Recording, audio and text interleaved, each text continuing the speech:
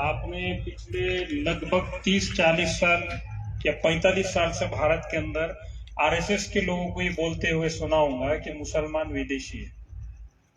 और ऐसे ही मुसलमानों की तरह क्रिश्चियन लोगों को भी बोलते थे विदेशी है। विदेशी और मूल निवासी में यह फर्क है कि मूल निवासी बोले तो भारत का ही, विदेशी बोले तो भारत के बाहर का। तो माननीय वामन मेश्राम साहब ने एनआरसी जिस टाइम में चल रहा था ना अपने पास, उस टाइम में उन्होंने एनआरसी को काउंटर करे और मूल निवासी कौन है और विदेशी कौन है, ये 21 मई 2001 का अंग्रेजी अखबार है। उसके अंदर उसके फ्रंट पेज पे छपे वाला है कि भारत के अंदर मूल निवासी कौन है और विदेशी कौन है। तो उसके अंदर अंग्रेजी अखबार टाइम्स ऑफ इंडिया और एक्सप्रेस न्यूज बोल के ये दो पेपर है, तो उसकी फ्रंट पेज के ऊपर छपा था upper caste mail Eurasian DNA. उसका मतलब ये होता है ब्राह्मण मर्द, ये यूरेशिया के रहने वाले। इधर क्या है? यूरेशिया। अच्छा, ब्राह्मण कौन है ये बात हमको समझना चाहिए। हम मुसलमान है तो मुसलमान होने की वजह से हम कुरान पढ़ते सुनते। कुरान में सबसे ज्यादा मूसा अलैहिस्सलाम का जिक्र है, 28 पारों में है लगभग। तो 28 पारों में मूसा अलैहिस्सलाम की जो कौम है उसका जिक्र है। मूसा अलैहिस्सलाम की कौन सी कौम थी? मूसा अलैहिस्सलाम की कौम यहूदी कौम थी। मूसा अलैहिस्सलाम की कौम के अंदर 12 कबीले थे। वो 12 में से एक कबीला इधर आया वाला भारत में, जिसको ब्राह्मण बोलते हैं। और ये भारत में आने के बाद उन्होंने अपना नाम ब्राह्मण रखा। उनका नाम ओरिजिनल नाम उनका यामनिया। यामनिया का ट्रांसलेशन होता, उसका मीनिंग मतलब ये होता असभ्य, बर्बर, जंगली लोग। क्या होता? असभ्य, बर्बर, जंगली लोग, यानी जंगल में रहने वाले जिनके अंदर इंसानियत नहीं है, जाहिल है। जाहिल लफ्ज आपको अच्छी तरीके से समझ में आएंगे। तो वामन मेश्राम साहब ने आरएसएस को इस मुल्क के अंदर खदेड़ने का काम शुरू करे। जो आरएसएस मुसलमानों को विदेशी बोल रही थी, बाद में उसी आरएसएस के हेडक्वार्टर पे हमने 6 अक्टूबर 2022 को मोर्चा निकाले। पूरे मुल्क से 6.5 लाख लोग गए थे, मैं भी गया था उसमें। शुरू के हम लोग मैदान में गए, मैदान से बाद में हमको जिधर अरेस्ट करके डाले, जेल भरो हमने करे। मेश्राम साहब को अरेस्ट करे तो हमने भी जेल भरो करे। 1.25 लाख लोगों ने जेल भरो करे। जेल भरो जिस दिन हमने करे, मोर्चा हमने जिस दिन निकाले, उस दिन आरएसएस ने अपने हेडक्वार्टर को लॉक लगा दिया। आज तक लॉक है वो, 1.5 साल के लगभग हो रहा। और दूसरे दिन पेपर में आया आरएसएस का संघ मुख्यालय, पूरे इंडिया का मुख्यालय संघ, और हेडलाइंस दिए। मोहन भागवत ने उसके अंदर स्टेटमेंट दिए, संघ का मुख्यालय नागपुर के अंदर, महाराष्ट्र के अंदर असुरक्षित है, इस वजह से हम उसको खाली कर रहे और यहाँ से हम यूपी को जा रहे। यूपी में कहाँ गए? अयोध्या। अभी करंट में वो प्रयागराज से उन्होंने संघ का मुख्यालय चला रहे, आरएसएस का हेडक्वार्टर चला रहे। क्यों भागे साहब? हमारे इंडिया के अंदर जितनी पार्टियां है, संगठन है, एक्टिविस्ट है, नेता पुडारी लोग हैं, सब आरएसएस से डरते। और आरएसएस किससे डर रहा मालूम? वाम से। भारत मुक्ति मोर्चा से डर रहा। भारत मुक्ति मोर्चा के राष्ट्रीय अध्यक्ष माननीय वामन मेश्राम साहब से डर रहा। और वामन मेश्राम साहब कौन है ये हमको समझना चाहिए। वामन मेश्राम साहब वो आदमी है जिसने मुसलमानों के माथे के ऊपर आरएसएस के ब्राह्मणों ने, कांग्रेस के आरएसएस के ब्राह्मणों ने, बीजेपी के ब्राह्मणों ने मुसलमानों के माथे पे लगाए थे कि मुसलमान आतंकवादी। वो कलंक धोने का काम वामन मेश्राम साहब ने करे। क्या करे मेश्राम साहब ने? एनआरसी के अंदर उन्होंने पूरे ऑल ओवर इंडिया के अंदर कैंपेन चलाए, एनआरसी करो, हमारा आपको समर्थन है। एनआरसी के अंदर कागज की एनआरसी ना हो बल्कि डीएनए की एनआरसी हो। ये डीएनए मतलब हमारे जिस्म के अंदर का जो खून है ना, खून है 7 तरह का, चमड़ी है, बाल है, हड्डी है, दांत है, ऐसे पूरे डीएनए का टेस्ट करेंगे ना तो 5000 साल पुराना हमारा डीएनए राखी गढ़ी के अंदर जो पुराने उस वक्त के लोग थे उनके साथ मैच हो गया। भारत के अंदर मेश्राम साहब बोलते हैं 99% भारत के मुसलमान मूल निवासी मुसलमान है। कितने? 99%। अभी 1% कौन है? ये ब्राह्मण लोग हमारे अंदर घुसे वाले मुसलमानों में, हमारे मस्जिदों पे कब्जा करें, हमारे मदरसों पे कब्जा करें, और मौजूदा ये हुकूमत हमारे खिलाफ जुल्म कर रही है इस मुल्क के अंदर। वो हमको क्या बोलते हैं? नहीं, सबर करो और अल्लाह से दुआ करो, इबादत करो। क्या? और ये हुकूमत जो है ना, इसको नजरअंदाज करो। समझ में आ रहा आपको? सबर करो, दुआ करो, इबादत करो, और मौजूदा हुकूमत जो हमारे ऊपर मॉब लिंचिंग कर रही, जुल्म कर रही, अन्याय कर रही, अत्याचार कर रही, उसको नजरअंदाज करो। ये क्या है मालूम साहब? इस्लाम के जो मेथड है, इस्लाम की जो विचारधारा है, उसके खिलाफ है ये चीज। मुसलमान है हम, मुसलमान होना मतलब उसको अरबी के अंदर ईमान वाला बोलते हैं। ईमान वाला होने की 3 शर्तें अलामतें हैं। पहली शर्त ईमान का पहला जो दर्जा है, कहीं तुम्हारे सामने अगर कोई जालिम किसी मजलूम पे जुल्म कर रहा, तो उस जालिम को हाथ से जाके रोकना। कैसे रोकना?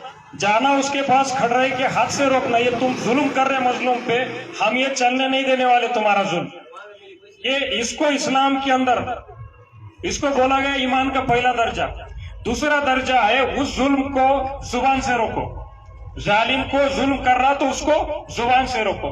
तीसरा दर्जा ईमान का ये है, जालिम मजलूम पे जुल्म कर रहा, अब हम हाथ से और जुबान से नहीं रोक सकते, हम कमजोर है, अगर हमने वो करे तो वो हमको तकलीफ देंगे, ये डर रहता आदमी को।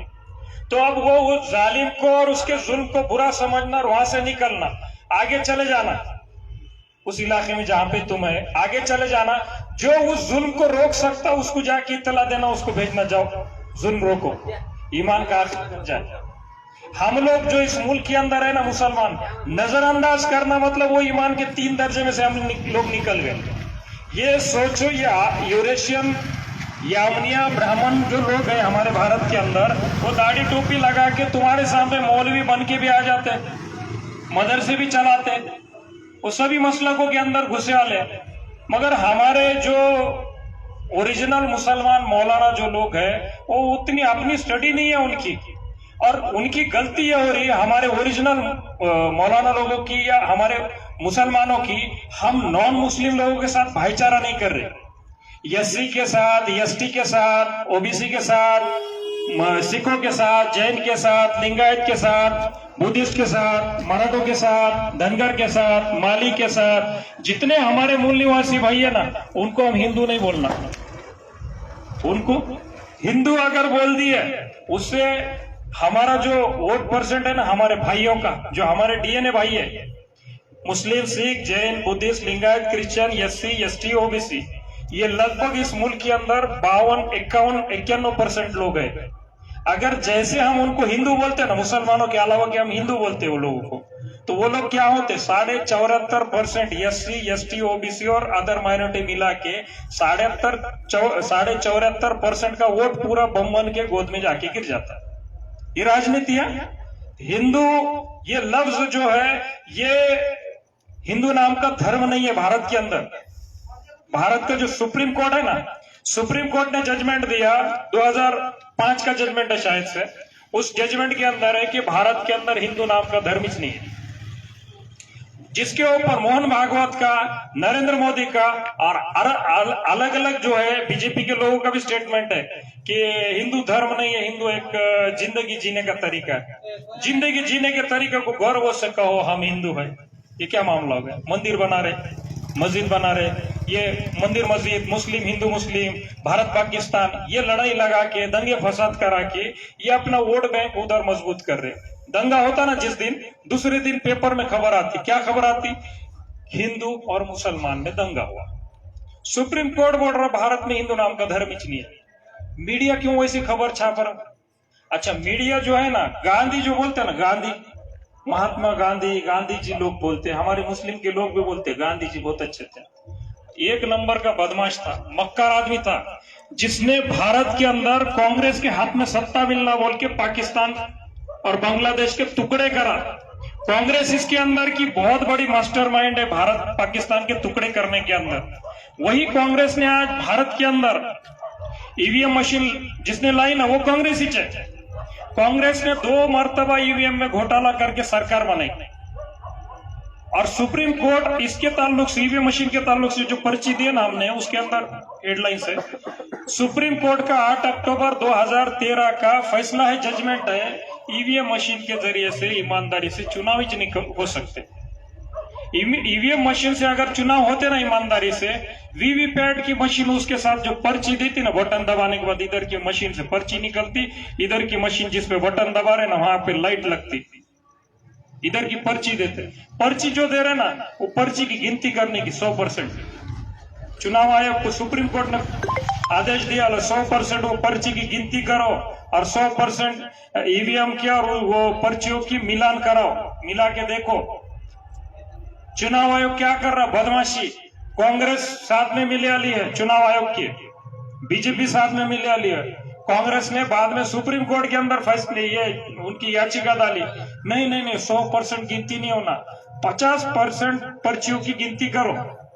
मत समझो, 50% की मतों की पर्चियों की गिनती करे, 100 में से खाली 50 गिन रहे और 1% इधर से एक पर्ची निकाल के इधर की एक इससे मिला रहे, चोरी पकड़ी जाएंगे क्या? ये खेल चल रहा उनका।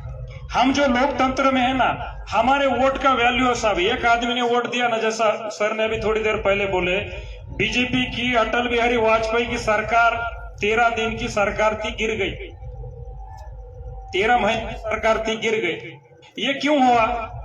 ये वोट का वैल्यू था 2004 के पहले, तो तुम्हारे पास नेता तुम्हारे दरवाजे के ऊपर नाक रगड़ता था आके।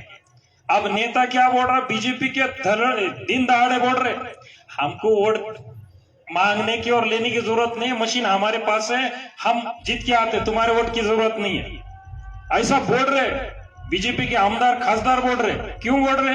कांग्रेस के गपचुप करते काड़ी। कांग्रेस वाले बीजेपी वाले दोनों भी पार्टियां बमनों की है। किसकी है? बमनों की, यहूदियों की पार्टियां हैं। और हम ये देश के अंदर क्या है, हमारे भोले भाले मुसलमान, नहीं नहीं वो बीजेपी से कांग्रेस अच्छी।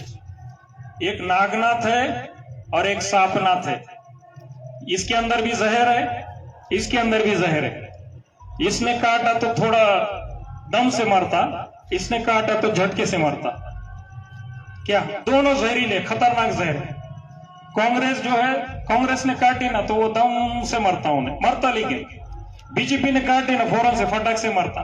तो हमारे मुसलमानों के अंदर के बाज जो भोले भाले कांग्रेस के भाई गांव के अंदर काम करने वाले रहने वाले जो लोग हैं ना, उन्हें बोलते नहीं नहीं वो बीजेपी से कांग्रेस अच्छी, ज्यादा थोड़ा लंबा टाइम मरने के लिए मिलता, उतना तड़पता आदमी, झटके से नहीं मरता। ऐसा कौम को गुमराह कर रहे।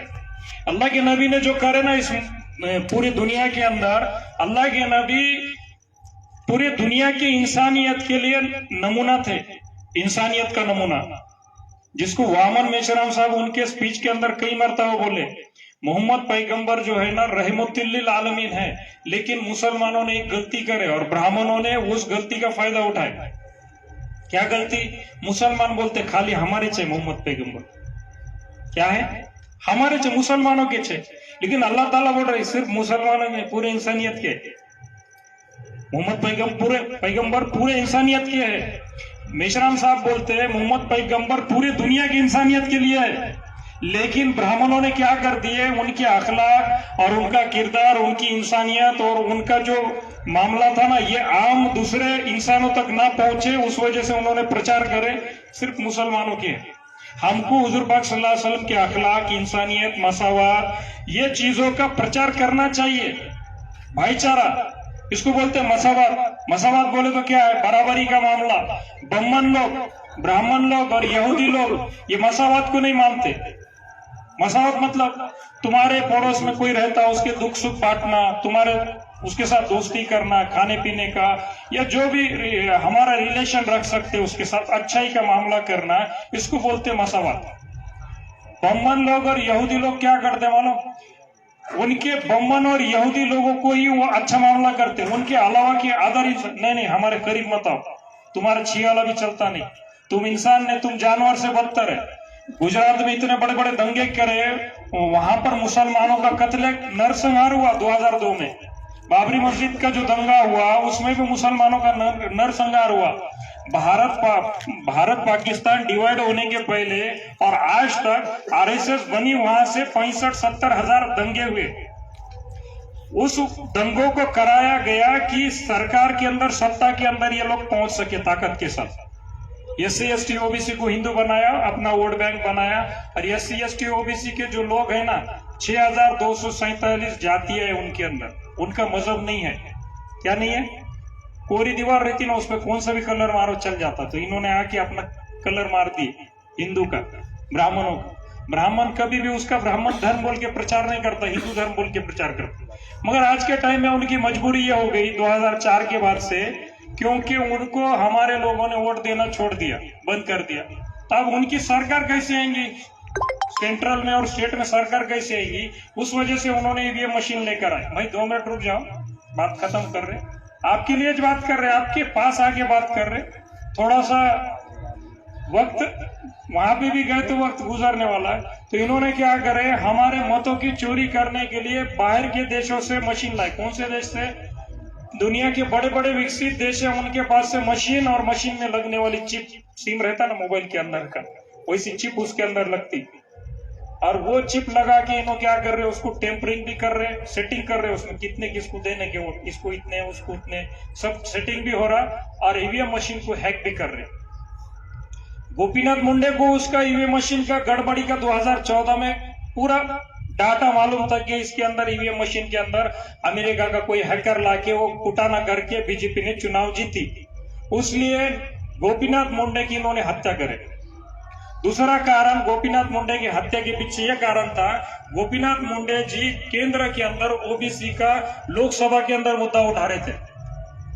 ओबीसी की जाति न्याय जनगणना होना, ओबीसी की जाति न्याय जनगणना अगर हुई तो भारत के अंदर ओबीसी 52% है, तो उनका सेंट्रल और स्टेट के अंदर कितनी नौकरियां मालूम होंगी, कितनी तादाद मालूम होंगी, और बाद में उनको कम से कम जाति न्याय जनगणना हो गई तो 18 करोड़ रोजगार सेंट्रल में निकलेंगे, नौकरियां उनको स्टेट में अलग निकलेंगी।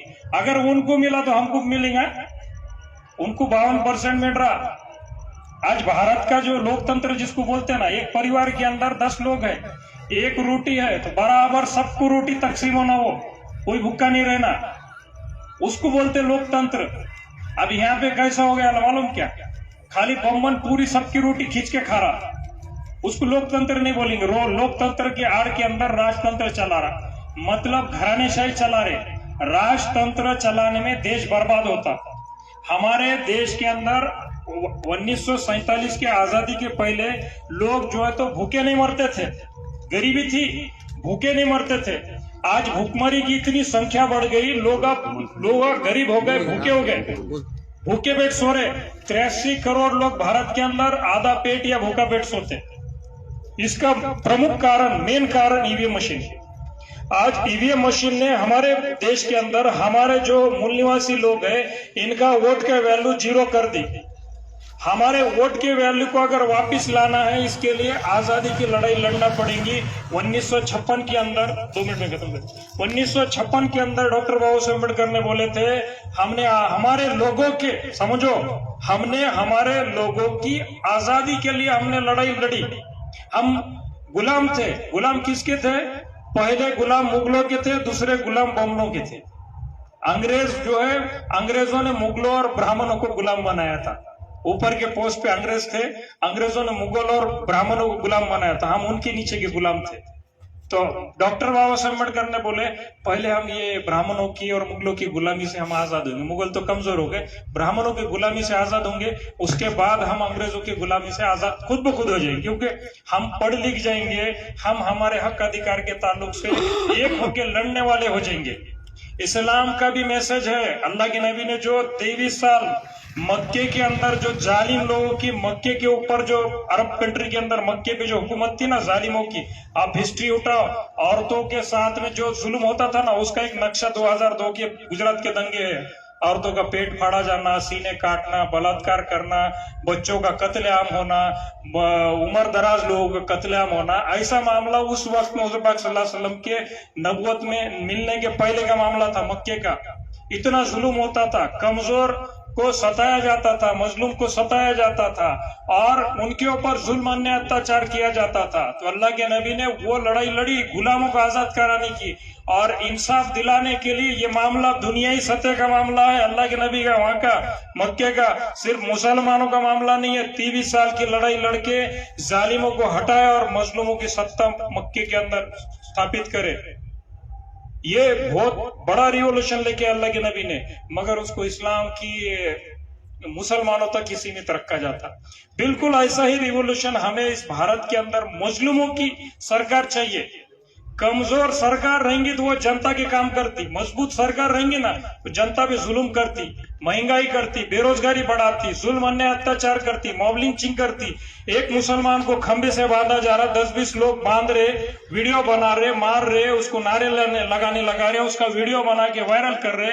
ये मानसिकता देखो, मुस्लिम ने देखना, आम मुसलमान ने देखना कि देखो हिंदू मार रहे, फिर हिंदुओं के खिलाफ में मुसलमान, हिंदू और मुसलमान का दंगा होना, उसके लिए मॉब लिंचिंग की जाती। और जो मॉब लिंचिंग करने वाले जो लोग हैं ना, वो हमारे SC ST OBC के भाई है, नॉन मुस्लिम भाई है। वो क्यों कर रहे? RSS के अंदर उनको बिठाया जाता, ब्रेन वॉश किया जाता उनका, उनको मुसलमान आतंकवादी है, देशद्रोही है और इस्लाम आतंकवाद चलाता, मदरसों के अंदर आतंकवाद चलता, ये चीजें समझाई जा रही, सिखाई जा रही। ये चीजें सिर्फ मुसलमानों के साथ नहीं, गुजरे हुए वक्त में बुद्धिस्ट के साथ में भी हुआ। बुद्धिस्ट मजहब दुनिया का सबसे बड़ा मजहब था, उसको खत्म करे बमनों ने। भारत में जो है ना, बुद्धिस्ट का सेंटर था इंडिया। आज भारत के अंदर ये EVM मशीन, कांग्रेस BJP लोग इस शासन प्रशासन के अंदर EVM मशीन का गलत इस्तेमाल करके जुल्म अन्याय अत्याचार कर रहे। उसके लिए हम सबको एक जगह पे आना है कि भाई अभी इलेक्शन 2024 में जो होंगे वो EVM मशीन से नहीं, बैलेट पेपर से होंगे।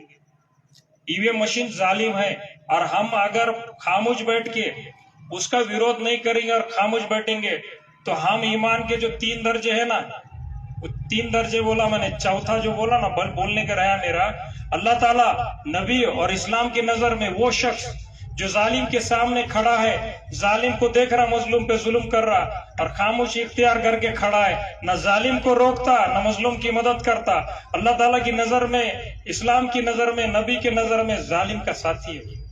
क्या है? हम उतरो, मैदानों के अंदर उतरो, आज जरूरत है। अगर तुम नहीं उतरेंगे ना, तुम्हारे घर में के तुम्हारे रिश्तेदार कोई ना कोई कहीं ना कहीं जाएंगे, उनके साथ मॉब लिंचिंग होंगे। हम बोल रहे पूरे मुल्क के एतबार से हम लड़ रहे, पूरे मुल्क का संगठन है। अभी हम जिस संगठन में काम कर रहे हैं ना, पूरे मुल्क में 90 संगठन बनाए वाले, राष्ट्रीय लेवल के। RSS लुंगी पकड़ के जो डर के भाग रहा ना, नागपुर से भागा, वो मामूली संगठन नहीं है। मेश्राम साहब मामूली संगठन नहीं चला रहे, बहुत बड़ा रिवॉल्यूशन लेके आ रहे। ये हमको दिखने वाला है। अभी 3 टप्पे का 567 जिलों के अंदर आंदोलन हुआ। 5 तारीख को पूरे 567 ऑल ओवर इंडिया के 567 जिलों के अंदर निवेदन दिए कि हम आंदोलन कर रहे, और 31 तारीख उधर आने वाले दिल्ली को 10 से 15 लाख लेकर आने वाले हैं। दूसरा धरना प्रदर्शन करे 10 तारीख को, 10 जनवरी को 567 जिले में। तीसरा कल हुआ, रैली करे 567 जिलों के अंदर रैली करे, रैली प्रदर्शन हुआ। किसके खिलाफ? हुकूमत के खिलाफ, EVM मशीन के खिलाफ, कांग्रेस BJP के खिलाफ, साजिशों के खिलाफ। अब जो है 4था टप्पा एग्जाम का है, आप आना चाहते हो तो आपका बहुत इस्तकबाल है, हम साथ में लेके जाएंगे आपको। चुनाव आयोग का हेड ऑफिस दिल्ली को है, वहां पर पूरे देश भर से मेश्राम साहब ने सबको बुलाया। वहां पे 1 से 1.5 लाख लोग बोले वाले हैं, लेकिन वो नागपुर में भी मेश्राम साहब ने 1-1.5 लाख लोग बोले थे, 6.5 लाख लोग पूरे देश भर से पहुंचे। अभी मेश्राम साहब बोल रहे 1.5 लाख लोग आओ उधर, 1.5 नहीं, उसके 10 पट पहुंचने वाले, 10 से 15 लाख पहुंचने वाले। अभी हम लोग भी जा रहे, 15-20 लोग हैं यहाँ से, अंबाजोगी से जाने वाले, बीड़ जिले से 20-25 लोग तो जा रहे कम से कम। आप लोग भी देखो, इतिहास है, जालिमों को किस तरीके से खत्म करना है, उनके जुल्म को रोकना है। ये मुल्क के अंदर जमहूरियत है, तो जमहूरियत के अंदर आंदोलन, धरना प्रदर्शन, रैली, ये चीजों का हक, डेमोक्रेसी के अंदर हमारा हक अधिकार है। अगर आज हम अगर नहीं बोलेंगे तो हमारा बोलने का अधिकार भी खत्म होगा, संविधान भी खत्म होगा। आप लोगों ने मेरी बात को सुना, उसके लिए शुक्रिया। लेकिन आपसे अपील है, हम जो ये लड़ाई लड़ रहे, आंदोलन कर रहे, हम प्रशासन के साथ में, प्रशासन के जुल्म अन्याय अत्याचार के खिलाफ लड़ रहे। आपको कहीं पे भी हमारी मदद की जरूरत पड़ती है, जहां आप कमजोर है, आपके ऊपर जुल्म अन्याय अत्याचार होता है, शासन प्रशासन कुछ आपके साथ जुल्म अन्याय अत्याचार करता है, आप हमको याद करो, आवाज दो, हम आपका साथ देंगे। दूसरी चीज, इतना बड़ा पूरे देश भर का आंदोलन चल रहा, तो इसके अंदर रिसोर्स की जरूरत पड़ती, पैसे की जरूरत पड़ती, मैन पावर की, तमाम चीजों की। तो मेश्राम साहब ने आवाज लगाए, सिर्फ मैं तुम्हें 10 रुपए में आजादी दूंगा। हम कोई भी सभा, कहीं पे भी कॉर्नर मीटिंग लेते, हम ऐलान करते, भाई अपने जेब में हाथ डालो, सिर्फ 10 रुपए योगदान दो आपका, हम 10 रुपए के अंदर तुमको आजाद करेंगे इस मुल्क को। अमन शांति, अमन इंसाफ कायम करना मुसलमान का सबसे पहला जिम्मेदारी, कर्तव्य है। हम मस्जिद के अंदर हजारों रुपए लगा रहे, मदरसों को लगा रहे। धर्म मजबूत होने से हमारे समाजी और सियासी मसाइल का हल नहीं होने वाला। समाजी सियासी मसाइल हल करने के लिए हमको उसी मैदान में उतरना पड़ेगा। समाजी और सियासी मैदान में हमको उतर के उन मसाइल को हल करना पड़ेगा। पाँव का दर्द है, पेट का दर्द है, हम सर दर्द की गोली खा रहे। मस्जिद में दुआ करना, इबादत करना और अल्लाह से मांगना, ये अल्लाह हमारी मदद कर। अल्लाह ताला क्या बोल रहे मालूम? अल्लाह ताला क्या बोल रहे? कुरान के अंदर है, अल्लाह ताला फरमाते हमने आज तक उन कौमों की हालत को नहीं बदला जिन्हें खुद ख्याल ना हो खुद के बदलने का। फिर से बोलता हूँ, अल्लाह ताला फरमाते हमने आज तक उन कौमों की हालत को नहीं बदला, हमारी हालत खराब है, हालत को नहीं बदला जिन्हें खुद ख्याल ना खुद के बदलने का। आप किसी भी मजहब से है, आप अपने मजहब पे अमल करो, लेकिन समाजी और सियासी मसाइल खड़े होते तो हमने एक जगह पे आना और अपना योगदान देना। हम जो कमाई कर रहे ना, हम अपने घर वालों को लगा रहे, बीवी बच्चों को लगा रहे, मगर वो सेफ नहीं है, हमारे कारोबार सेफ नहीं है। दिल्ली के अंदर दंगे फसाद हुए, केजरीवाल की सरकार आने के बाद केजरीवाल मुंह को चिकट पट्टी लगा के घर में बैठ गया और दंगे फसाद हुए, वो बोलता मेरे अंडर में पुलिस नहीं आती। मैं भी अन्ना हूं, पूरे देश भर में कैसा चला है। उन लोगों ने वहां पे क्या किया मालूम? दंगाई लोगों ने हिंदू और मुसलमान का दंगा होना बोल के दरगाह को, मस्जिद को स्पॉट करके, मुसलमानों के घरों को स्पॉट करके, मुसलमानों के कारोबार को स्पॉट करके जलाए। अदर नॉन मुस्लिम के घरों को नहीं जलाए साहब। ऐसा हमारे साथ भी हो सकता, हम अक्सरियत में रहते, ज्यादा आबादी मुसलमानों के उसमें रहते, लेकिन जहां कम आबादी है उनका कैसा होना।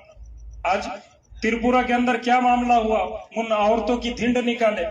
गुजरात के अंदर जो बिल्किस बानो है उसको इंसाफ मिला था लड़ने के बाद। कई ऐसी बिल्किस बानो है जो कब्र में चली गई, मर गई, उनको इंसाफ नहीं मिला। एक बिल्किस बानो को इंसाफ मिला, लेकिन उसके 11 आरोपी को 2022 के अंदर उनको बाइज्जत बरी किया, ये लोगों ने छोड़ दिया। उनको सजाए याफ्ता मुजरिम 4-5 साल जेल के अंदर रख के छोड़े, वो भी 15 अगस्त को छोड़े। 15 अगस्त को किसको छोड़ दे वाला? देश सेवा के अंदर कुछ योगदान होगा, वो हत्या बलात्कार करने वाले टेररिस्ट लोग, वो क्या देश सेवा करने वाले। और वो बोलते कि वो अच्छे हैं, ब्राह्मण ऊंचे लोग रहते, अच्छे खानदान के, उनके संस्कार अच्छे हैं। ये हमको सोचने की जरूरत है। हम आपसे अपील करते हैं, हम बार बार आएंगे आपके पास, आपके गली मोहल्ले के अंदर मौजूदा जो भी समस्या है आपके सामने लेकर आएंगे। अपनी मोहल्लों के अंदर कमेटी बनाओ, अपने वोट के वैल्यू को मजबूत करो। जो भी तुम्हारे से वोट मांग के, नगर पालिका का हो, विधानसभा का हो, लोकसभा का हो, तुम्हारे से वोट मांग के लेके जाता और तुम्हारे काम नहीं करता, उसके कान पकड़ के खींचने की ताकत अपने अंदर पैदा करो। तुम वोट देने वाले हो, वोट देने वाला डेमोक्रेसी के अंदर, लोकतंत्र के अंदर राजा की भूमिका रहती है उसकी। राजा नौकर को, नौकर या सत्ता में बैठे वाले जो लोग हैं ना, शासन प्रशासन के अंदर जो मंत्री संतरी बैठे वाले, कलेक्टर ऑफिस, पुलिस स्टेशन, जितने लोग हैं जहां जहां बैठे वाले ना, ये सब सेवक लोग हैं। पुलिस स्टेशन में हम लोग जाते, हमारे लोग डरते, कांपते हुए बात करते, गालियां सुनते उनकी। प्रशासन का कोई भी अधिकारी रंधो, कोई भी प्रशासकीय जिम्मेदार रंधो, वो तुमको टीढ़ी बात नहीं कर सकता। हमको संविधान नहीं मालूम, संविधान मालूम करो। हमको कुरान नहीं मालूम, इसलिए जालिम और मजलूम में हम फर्क नहीं कर रहे। मजलूम का साथ देना चाहिए, जालिम को जुल्म से रोकना चाहिए। इस्लाम की तालीम है, ऐसी बुद्धिस्ट के अंदर तालीम है, जैन में, लिंगायत में, सिखों में, क्रिश्चियन में, सब माइनॉरिटी के 6 मजहब के अंदर ये तालीम है। जालिम को जुल्म से रोको, मजलूम की मदद करो।